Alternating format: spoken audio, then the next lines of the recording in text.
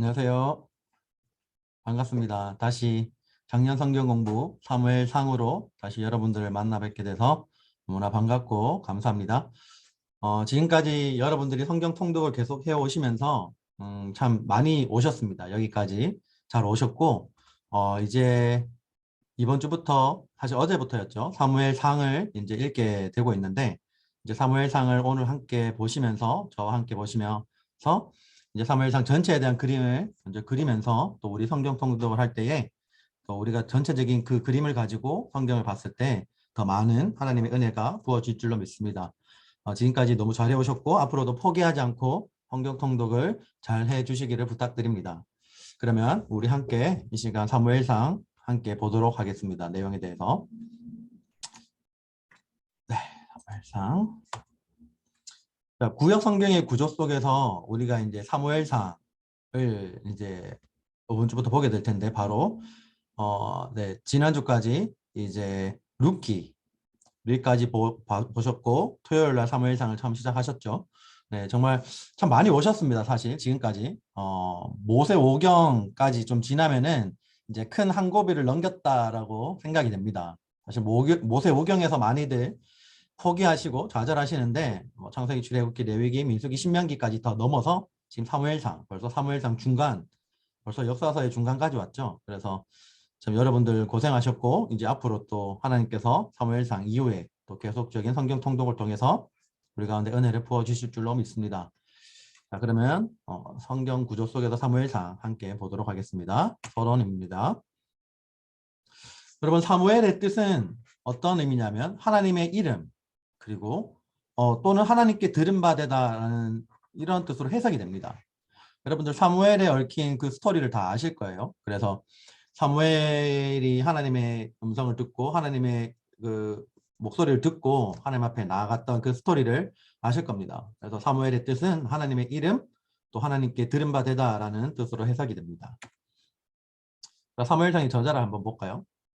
사실 사무엘상의 저자를 사무엘이라고만 생각할 수도 있는데 사실 미상입니다. 이 말이 뭐냐면 사무엘상의 저자가 사무엘 혹은 그리고 사무엘 그리고 뭐 그 이외에 다른 두 명이 더 저자가 있을 수도 있다. 이제 그런 내용들이 있습니다. 사실 그런데 성경에서는 명확하게 사무엘상의 저자를 확실하게 밝히고 있지는 않습니다. 그래서 사무엘상의 저자가 사무엘도 들어가지만 그 외에 또 다른 저자가 있을 수 있다. 그렇게 생각해 주시면 되겠습니다. 기록 연대와 배경을 한번 보실까요? 사무엘상의 기록 연대는 분열 왕국 이후인 주전 931년 이후에서 주전 900년경으로 추정이 됩니다. 그러니까 주님이 오시기 전에 약 900년 전으로 이 사무엘상이 기록되었다라고 생각하시면 되겠습니다. 자, 사무엘상의 특징을 한번 볼까요? 첫 번째로는 육신에 사로잡힌 자 사울의 마음과 믿음으로 사는 자인 다윗의 마음에 초점을 맞춥니다. 그러니까 이 사무엘상에서 나오는 이 큰 두 명의 등장인물, 사울과 다윗, 이 두 명의 인물이 굉장히 비교, 대조가 되죠. 사울은 보시면 사울은 둔감한 마음을 가지고 있었고 방어하는 마음, 이게 책임 전가하는 마음이죠. 그리고 사로잡힌 마음, 자신의 왕국만 바라봤던 왕이었습니다. 그리고 상황을 바라봤을 때 두려워하는 마음이 사울에게 있었고요. 그리고 자신이 높아지는 거에만 초점을 맞추었기 때문에 사울은 굉장히 자신의 이름이 높아지는 것에 민감하게 반응했던 왕이었습니다. 그러나 반면에 다윗은 하나님의 영광에 대해서 굉장히 민감하게 반응했고요.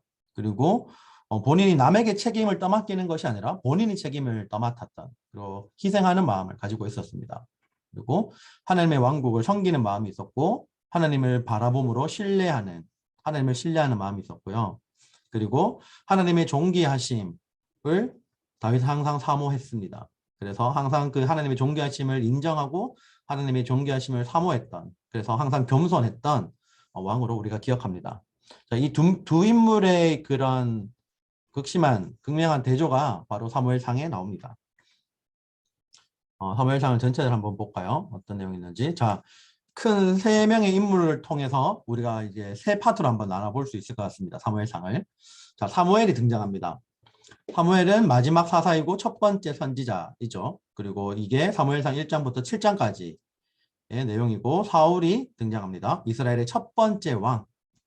사실은 이스라엘에 왕이 없으므로라는 구절이 나오는데 그 당시에 육신의 왕은 없었지만 사실 실질적인 이스라엘을 다스렸던 왕은 바로 하나님이시죠. 그러나 이스라엘 백성들의 완악함으로 인해서 그들은 왕을 원했고 그 육신의 왕을 원했던 그 첫 번째 왕이 바로 사울입니다. 그래서 이스라엘의 첫 번째 왕인 사울이 사무엘상 8장에서 15장까지 나오고요.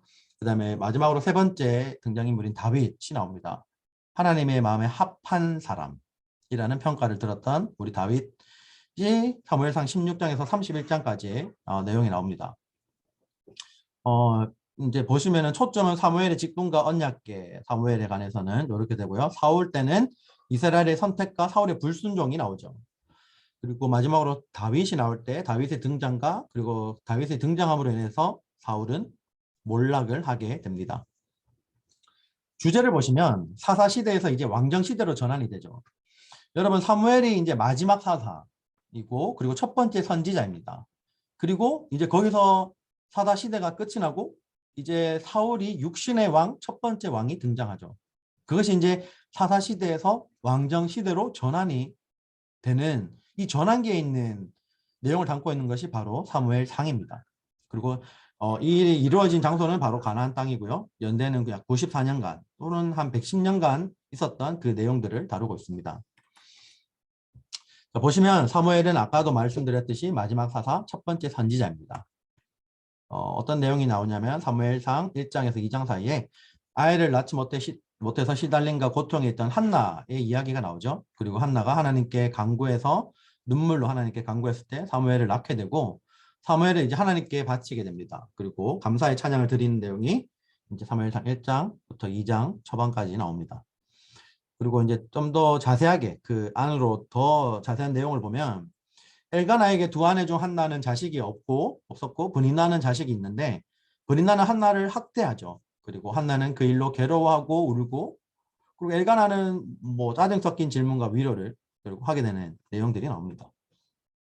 그 이후 한나는 성전에서 간절히 기도하고 제사장 엘리는 한나를 축복하죠. 그리고 한나는 결국 사무엘을 낳아서 하나님께 서원하며 바치게 됩니다.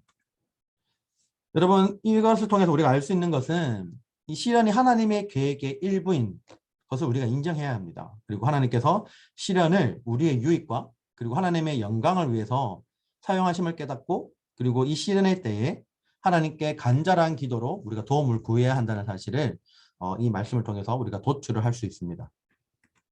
다음으로 한나는 사무엘을 주신 하나님께 감사하고 그분의 위대하심에 찬양을 하게 되는 내용이 나옵니다. 보시면 사무엘상 2장 2절 그리고 2장 6절에서 7절 말씀이 나오는데요.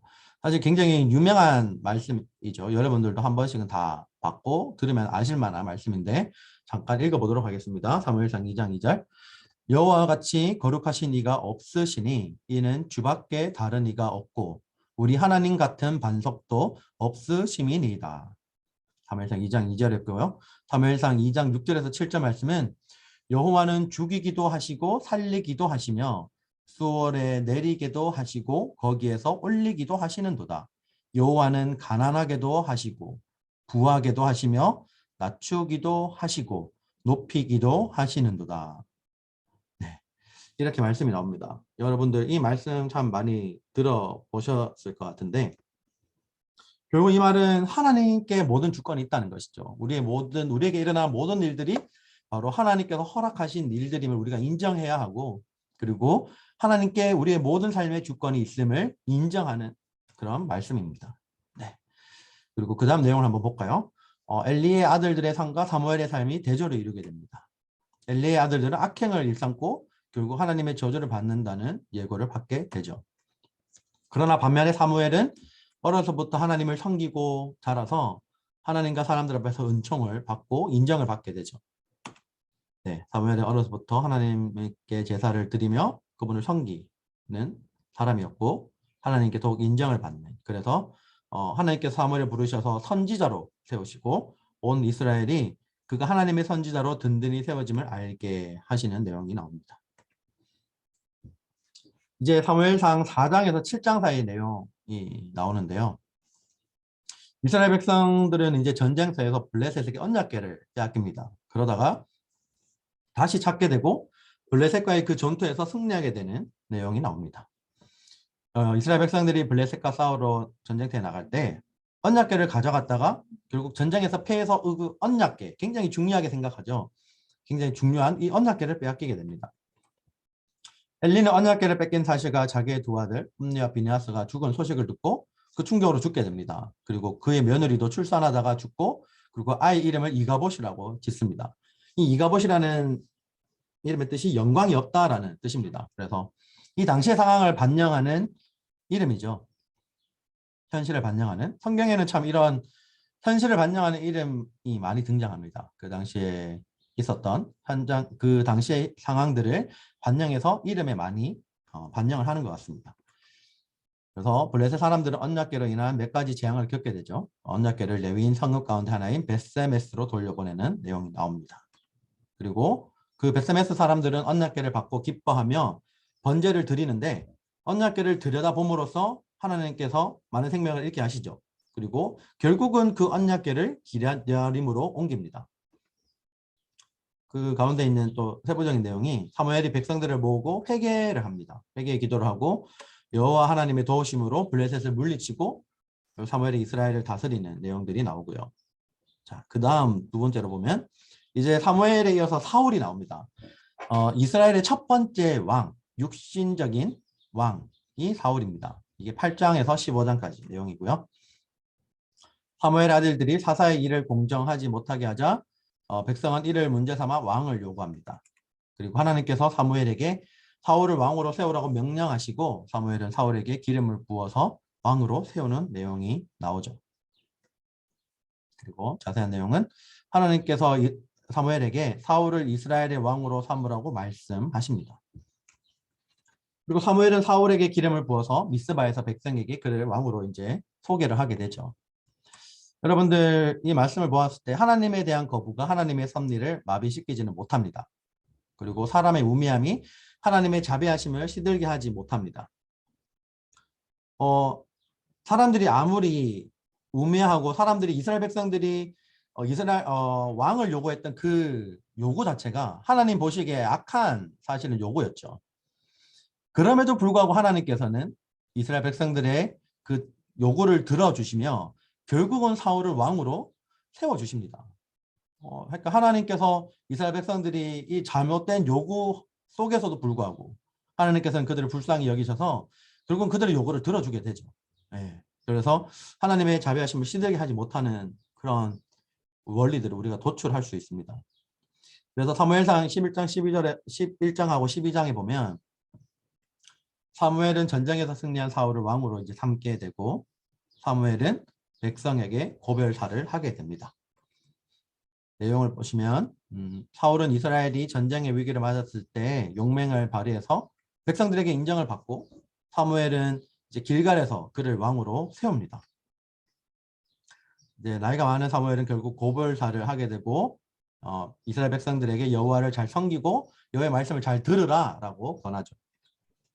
사무엘은 사울의 지속적인 그 이후의 경거망동과 불순종에 대해서 이제 결국은 하나님께서 사울이 왕의 자리에서 내려가게 될 것을 말씀하시고 그 말씀을 사무엘은 전하게 됩니다. 사울은 블레셋과의 싸움을 앞두고 불안해서 사무엘을 기다리지 못하고 결국 자신의 힘으로 자신이 제사의식을 거행하는 굉장히 망령된 행동을 하게 되죠. 하나님에 대한 신뢰가 사무엘에게는 이때부터 무너졌던 것입니다. 여러분 이러한 사실을 통해서 우리가 알 수 있는 것은 하나님의 때를 기다리지 못하고 그분의 뜻을 구하지 않음으로써 나오는 이 조급한 행동들, 그것은 불순종을 낳게 됩니다. 그리고 불순종은 결국 한 사람의 몰락을 초래합니다. 사실 우리에게도 이런 경우가 많이 있지 않을까 싶습니다. 하나님께서 하나님의 때를 기다리지 못하고 우리의 가진 힘으로 어떻게든 빨리 하나님을 기다리지 못하고 하나님께 먼저 구하지 못하고 우리가 가진 힘으로 먼저 모든 것을 해결하려고 하는, 그래서 마음이 조급해져서 결국은 일을 그르치게 되고 하나님의 말씀과도 멀어지게 되는 그런 일들이 우리의 삶 가운데도 있지 않는가 한번 돌아보게 됩니다. 우리 사울의 이런 행동들을 통해서 우리의 삶을 다시 한번 돌아볼 수 있으면 좋겠습니다. 그리고 사무엘상 14장부터 14장 1절부터 23절까지 내용에는 사울의 아들 요나단은 블레셋과 싸울 때 여호와의 함께 하심을 믿고 용맹심을 드러내어 승리를 거두게 됩니다. 사울은 전쟁 중에 있는 백성에게 금식을 명하죠. 그리고 어기는 자에게 저주를 맹세하는데 요나단은 부지 중에 이를 어기게 되는데 백성의 지지를 얻어서 죽음을 면하게 됩니다. 그리고 사울은 아말렉을 진멸하라는 하나님의 명령을 어기게 되죠. 하나님께서 진멸하라고 했을 때 모든 것을 진멸해야 되는데 사울은 그 명령을 어깁니다. 그리고 타협해서 결국은 불순종하는 죄를 짓게 되죠. 그리고 하나님의 마음을 슬프게 하는 결과를 초래합니다. 이에 대한 내용이 이렇게 나오죠. 사무엘이 이르되 중요한 말씀이죠. 여호와께서 번제와 다른 제사를 그의 목소리를 청종하는 것을 좋아하신 같이 좋아하시겠나이까. 순종이 제사보다 낫고 듣는 것이 순양의 기름보다 나으니 이는 거역하는 것은 점치는 죄와 같고 완고한 것은 하신 우상에게 절하는 죄와 같음이라. 자, 그 다음 말씀에 보면 왕이 여호와의 말씀을 버렸으므로 여호와께서도 왕을 버려 왕이 되지 못하게 하셨나이다 하니 사울이 먼저 하나님의 말씀을 버렸다라는 거죠. 그렇기 때문에 하나님께서도 왕을 버려서 이제는 더 이상 왕을 되지 못하게 하겠다라는 말씀을 하는 겁니다. 결국은 이 말씀에서 우리가 알 수 있는 것은 우리가 하나님의 말씀을 듣는 것이 너무나 중요하다라는 것이죠. 그리고 하나님의 말씀을 듣고 그 말씀대로 순종하는 것이 엄청나게 하나님께서 기뻐하시고 좋아하신다라는 사실을 우리가 이 말씀을 통해 도출할 수 있습니다. 네, 다윗을 한번 볼까요? 그 뒤에. 자, 이제 다윗이 등장합니다. 하나님의 마음에 맞는 왕, 합한 사람. 하나님의 마음에 합한 자 다윗이 하나님의 선택으로 사무엘에게 기름 부음을 받고 하나님을 전적으로 신뢰하는 마음으로 골리앗을 물리치고 승리를 거두게 됩니다. 자, 사무엘은 새 왕을 찾으라는 이 내용도 다 아시죠? 하나님의 명령을 받고 이새의 집에 가서 다윗에게 기름을 붓습니다. 그리고 다윗은 수금을 타서 사울의 마음을 상쾌하게 하죠. 그리고 사울과 이스라엘은 블레셋의 거인 골리앗으로 인해 위축되고 두려움에 빠집니다. 그때 다윗이 나섭니다. 골리앗이 하나님을 모욕하는 것에 대해 분노하며 전쟁에 나갈 허락을 구하게 됩니다. 결국은 다윗은 하나님을 신뢰함으로 그 물맷돌로 골리앗을 쓰러뜨리고 블레셋을 무찌르게 되죠. 이 내용들 굉장히 잘 아실 겁니다. 하나님에 대한 신뢰도의 크기가 인생의 골리앗에 대한 승패를 좌우합니다. 자, 여러분 이 말씀을 보실 때 우리가 굉장히 잘 아는 다윗과 골리앗의 이야기지만 이 말씀을 통해 다시 한번 우리가 돌아보기를 원하는 것은 이거 하나님을 얼마만큼 신뢰하는지 이 말씀을 여러분들이 보실 때 현재 여러분들의 상황 가운데 있는 골리앗은 무엇인지 그리고 내가 물리쳐야 할 믿음으로 물리쳐야 할 골리앗은 무엇인지 다시 한번 생각해 보시길 바랍니다. 여러분의 삶 가운데 하나님에 대한 신뢰가 그 골리앗보다 큰지 아니면 작은지 다시 한번 돌아보시면서 하나님을 더 많이 신뢰하고 하나님을 전적으로 신뢰함으로 우리에게 주어진 그 골리앗과 같은 문제들 속에서 우리가 두려워하지 않고 담대하게 그 문제들을 헤쳐나갈 수 있는 하나님을 신뢰함으로 이겨낼 수 있는 우리 모두가 되기를 바랍니다. 자, 사울은 이런 다윗을 시기하고 질투합니다. 그러나 사울의 아들 요나단은 다윗을 도와주고 보호하죠. 그래서 백성들이 다윗을 칭송하는 것을 보고 사울은 이제 질투를 하게 됩니다. 그래서 결국은 다윗을 죽이려고 하죠. 그래서 음모를 꾸미게 됩니다. 그리고 점점 더 이제 점점 백성들의 인정을 받는 이 다윗을 점점 사울은 두려워하게 됩니다. 사울의 다윗을 향한 질투와 분노가 점점 강해져서 이제 결국은 사울은 다윗을 죽이려고 합니다. 요나단은 이를 중재하면서 다윗을 도와 이제 피신하게 되는 내용들이 나오죠. 다윗과 요나단에 대한 내용들 여러분들도 아실 텐데 이 둘의 그 우정에 대한 내용들 잘 아실 겁니다. 서로 이제 목숨이 위태로운 다윗을 요나단이 도와주면서 피할 길을 내어주고 알려주는. 그래서 요나단은 사울에게서 다윗을 보호합니다. 아버지가 사울임에도 불구하고 다윗을 보호하는 역할을 하죠. 네, 다윗은 사울을 피해 도망가서 광야의 동굴에 숨고 사울은 계속 다윗을 쫓아서 그를 죽이려고 합니다. 네. 다윗은 도망가서 노베 제사장 아히멜렉에게 떡을 구하고 이 자세한 내용들이 나오고요. 다윗은 블레셋으로부터 그 일날을 구원하고 사울을 피해 엔게디 요새를 피하고 사울을 죽일 기회를 갖게 되는 그 내용이 있죠. 그래서 하나님이 기름 부은 자이기 때문에 살려줍니다. 분명히 다윗은 사울을 죽일 기회가 있었습니다.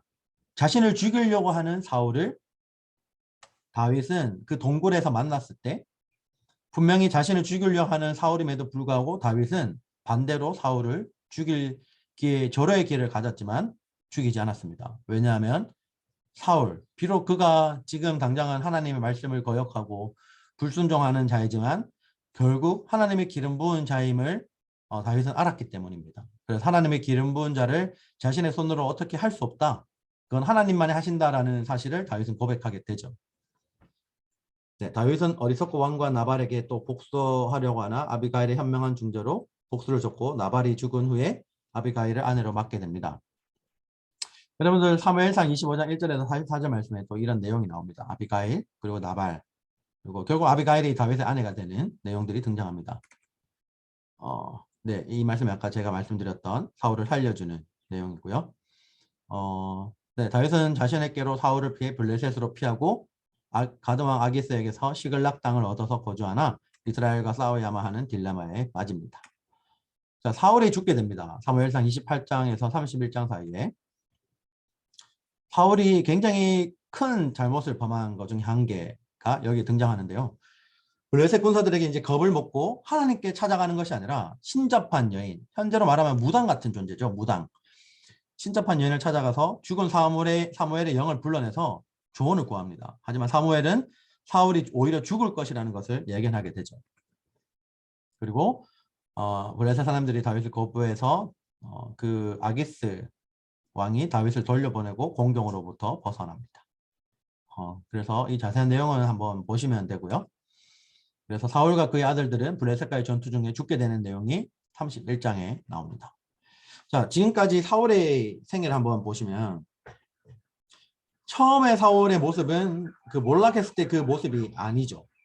선택된 왕으로서 이제 하나님께 겸손했고 그리고 하나님께 함께 하심으로 블레셋과의 전투에서 승리하는 그러한 어떻게 보면 성공한 왕으로서의 인생을 살게 됩니다.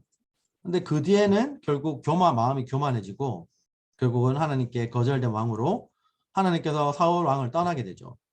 사울이 바로 하나님께 불순종했기 때문에.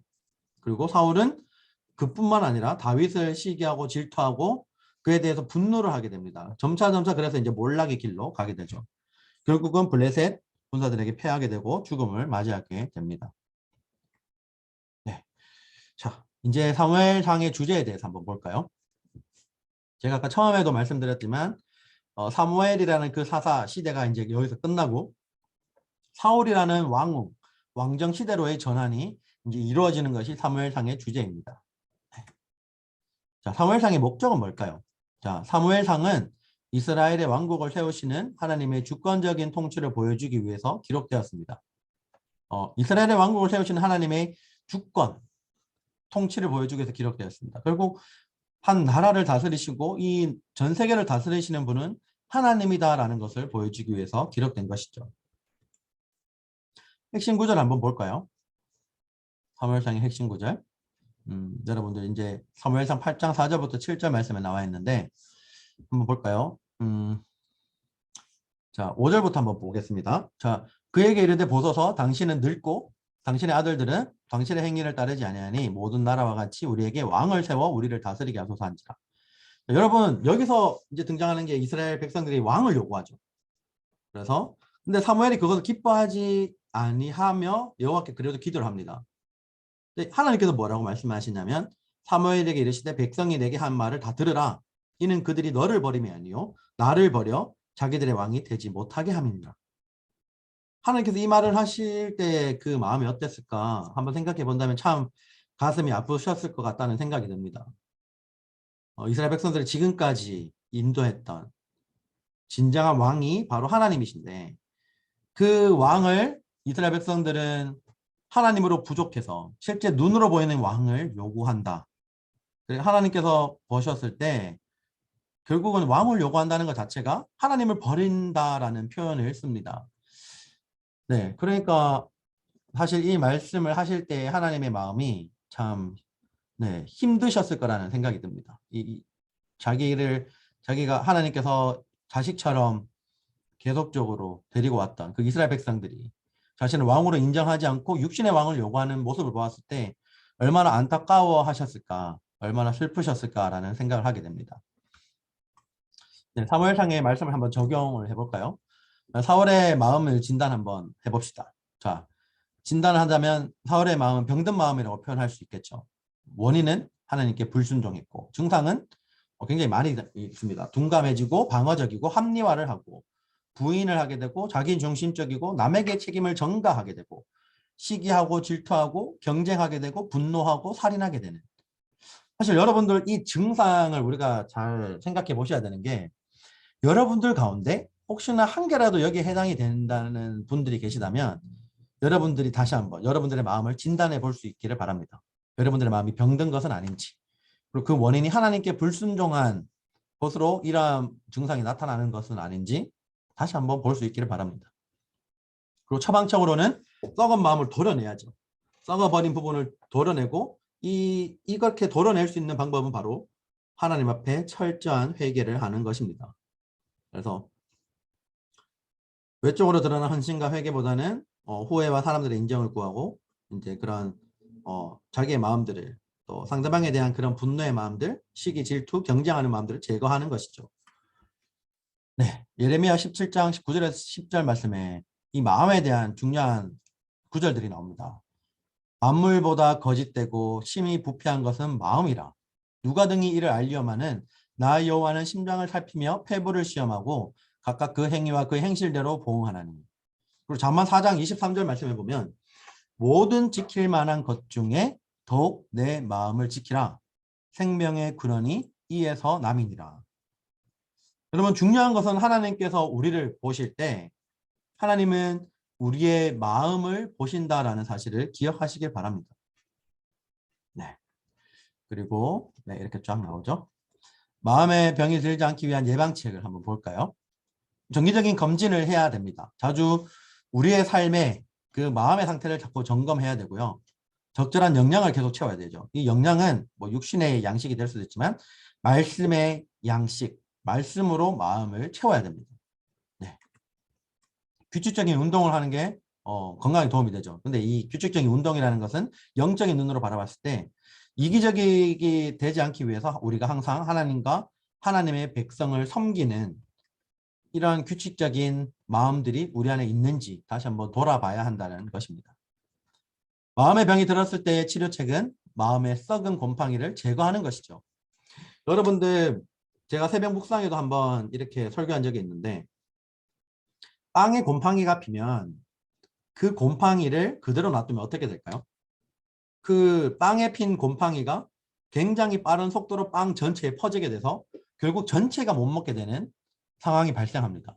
결국 조그만 부분에 이제 곰팡이가 폈으면 괜찮은데 그대로 놔두게 되면 전체의 곰팡이가 금방 퍼져서 전체를 다 버리게 되죠.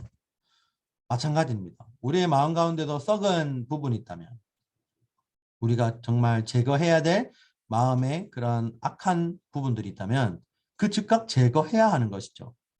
그리고 이 방법은 즉각적으로 하나님 앞에 철저하게 회개하는 방법밖에 없습니다. 우리가 이것을 다시 한번 잘 기억할 수 있기를 바랍니다. 네, 여기까지 우리가 사무엘상을 함께 살펴봤습니다. 여기까지 들어주셔서 너무나 감사하고 앞으로도 이제 다음 주에는 또 사무엘하에 대해서 제가 또 같이 전체적인 개관을 함께 살펴보는 영상을 올려드릴 텐데 또 이 주중에 사무엘상 말씀을 보시면서 제가 올려드린 이 강의를 다시 한번 보시면서 여러분들에게 주시는 하나님의 마음과 하나님의 음성이 무엇인지 여러분 개인에게 적용되는 그 적용점들을 찾아가시면서 읽으시면 너무나 좋을 것 같습니다. 그러면 저는 다음 주에 또 사무엘하 강의로 함께 찾아뵙도록 하겠습니다. 여기까지 들어주셔서 너무나 감사합니다. 다음 주에 뵙겠습니다.